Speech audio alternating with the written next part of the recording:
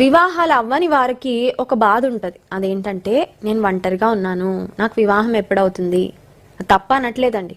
వివాహం కాకముందు కొంతమందికి పెళ్లి కావాలి అనుకోకముందే పెళ్ళైపోద్ది. వాళ్ళకి ఆ ఫీలింగ్ తెలియదేమో, కానీ వివాహం కొరకు నిజంగా ప్రార్థన చేసి దేవుని సన్నిధిలో కనిపెట్టి, దేవా నీ బెస్ట్ నాకు ఇవ్వు అని ఎదురు చూసిన వాళ్ళందరికీ ఖచ్చితంగా they walk through this road. ఆ రోడ్ ఏంటంటే ఒంటరితనము.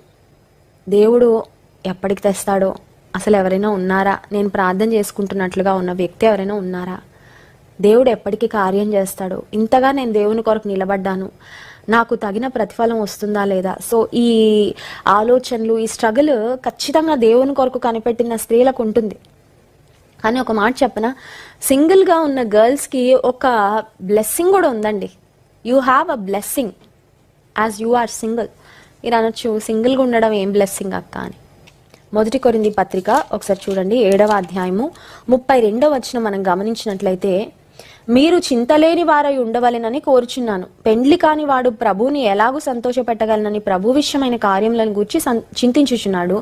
పెండ్లి అయిన వాడు భార్యను ఎలాగూ సంతోషపెట్టగలనని లోక విషయమైన వాటిని గూర్చి చింతించుచున్నాడు. అటువలనే పెండ్లి కాని స్త్రీయు కన్యకయు తాము శరీరమందును ఆత్మయందును పవిత్రురాండ్రై ఉండుటకు ప్రభువు విషయమైన కార్యములను గూర్చి చింతించుచుందరు గాని పెండ్లి అయినది భర్తను ఎలాగూ సంతోషపెట్టవలనని లోక విషయములైన వాటిని గూర్చి చింతించుచున్నది. ఈ వచనాలు చదివాక మీకు ఒక అండర్స్టాండింగ్ వచ్చి ఉంటుంది. వివాహం అయ్యాక okay, you become a family. వివాహ వ్యవస్థ దేవుడే ఏర్పాటు చేశాడు, అది ఏం తప్పు కాదు. బట్ నీ జీవితంలో దేవునికి యూ కాన్ గివ్ యూ 100% వివాహం అయ్యాక. వై? God given responsibility. ఇప్పుడు భర్త అయితే భార్య, తర్వాత పిల్లలు, ఈ బాధ్యతలు యాడ్ అవుతాయి. సో సమ్ టైమ్స్ నీ జీవితంలో 100% నాకు ఇంకెవరూ లేరు, నేను చూసుకోవాల్సింది ఎవరూ లేరు అన్నట్లుగా నువ్వు కంప్లీట్గా దేవుని విషయంలోనే బాధ్యత తీసుకునే పరిస్థితి ఒకవేళ రాకపోవచ్చు.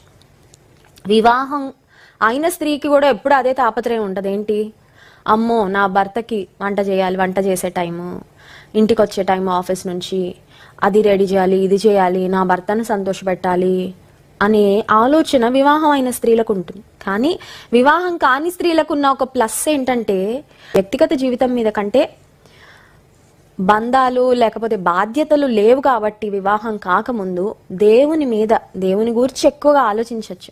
సో ఈ ఫిలిప్ కుమార్తెలు ఏం చేశారంటే, పెళ్లి కాలేదు, కన్యకలుగా ఉన్నారు.